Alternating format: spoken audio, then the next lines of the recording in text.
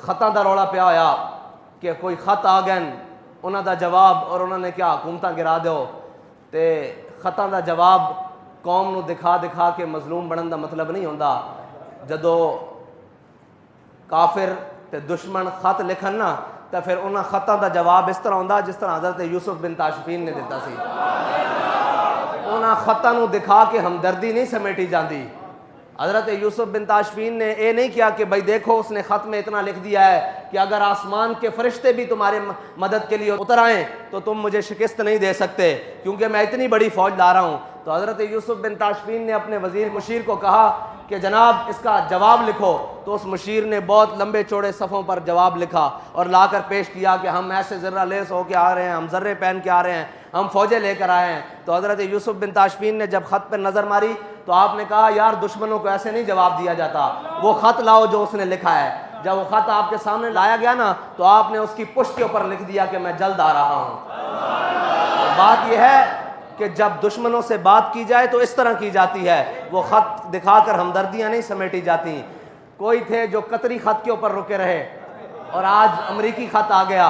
लेकिन एक बड़े अफसोस की बात है, कौम अगर ध्यान करे कि वज़ीर आज़म एक बड़ा कलीदी ओहदा है किसी भी मुल्क का, सदर एक बड़ा कलीदी ओहदा है किसी भी मुल्क का, एक वज़ीर आज़म अपनी कौम से खिताब कर रहा हो और वो नारे लगाता हो कि मैं बड़ा हुर्रियत पसंद हूँ, मैं एब्सोल्युटली नो कहने वाला हूँ, लेकिन जब अमेरिका का नाम आए तो वो कहे कोई मुल्क कोई बात। मैंने कहा मुल्क के अंदर कलीदी ओहदे रखने वाले अपने दुश्मन का नाम लेते हुए लरसते हैं, कभी इनको ये लर्जा नहीं आया कि इस मुल्क के अंदर अल्लाह और उसके रसूल के खिलाफ हमने जंग लगा रखी है, इस मुल्क के अंदर सूद चल रहा है, हमने अपने गिर्द कादियानियों की लाबियाँ पाल रखी हैं, हमने अपने इर्द गिर्द लिबरल पाल रखे हैं, हमने कुरान और हदीस को निसाब से निकाल दिया है, हमने रोज़े की हालत में नामूस रिसालत के मुजाहिदों को शहीद किया है, कभी ज़बान नहीं लर्जी, कभी आंख में बल नहीं आया।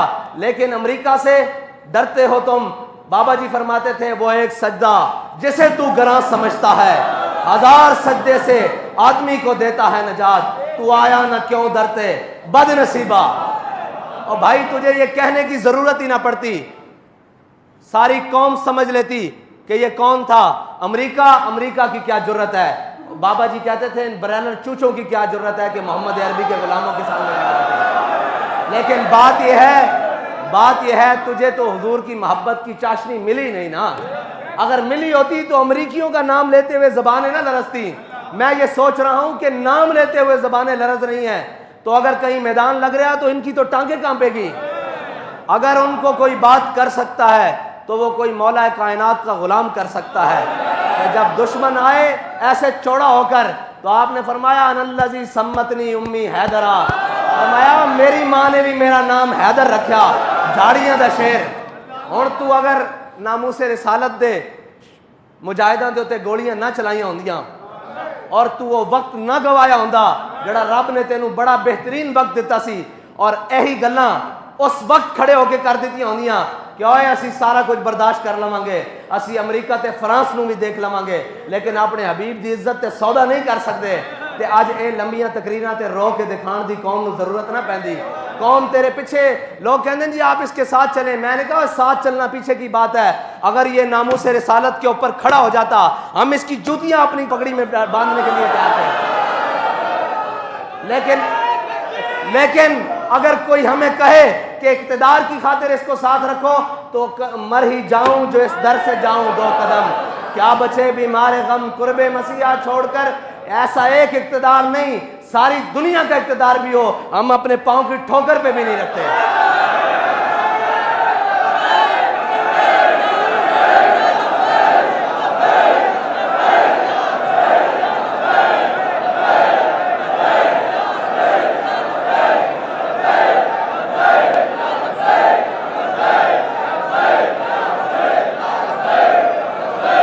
लब्बैक लब्बैक।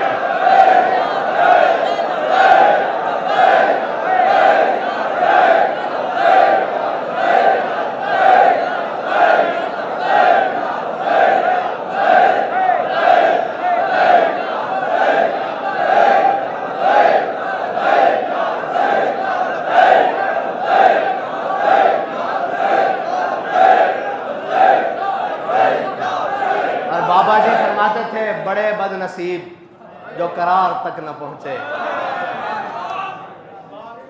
वो करार यही था कि तुम सारी यूरोपीय यूनियन को समेट के एक साइड पे रखते, अमेरिका को समेट के एक साइड पे रखते और वीटो पावर वाले सारे ममालिक को लपेट कर एक साइड पे रखते। वो कहते कि बस जी हम सारी बातों पर कंप्रोमाइज़ कर सकते हैं अपने आका और मौला की नामूस के लिए। अगर तुम बात कर देते बाखुदा ये दिन तुम्हें नहीं देखने पड़ते, लेकिन अभी तुमने देखने हैं, अभी तो दुनिया में देखे हैं, अभी तो आगाज़ है, अभी तो अंजाम उस हशर के दिन तक बाकी है जब हुजूर के सामने पेश होना है और उस किसी नुक्कर में अमीरुल मुजाहिदीन भी खड़े होंगे और वो ये नहीं तुम कह सकोगे कि हमें बताया किसी ने नहीं।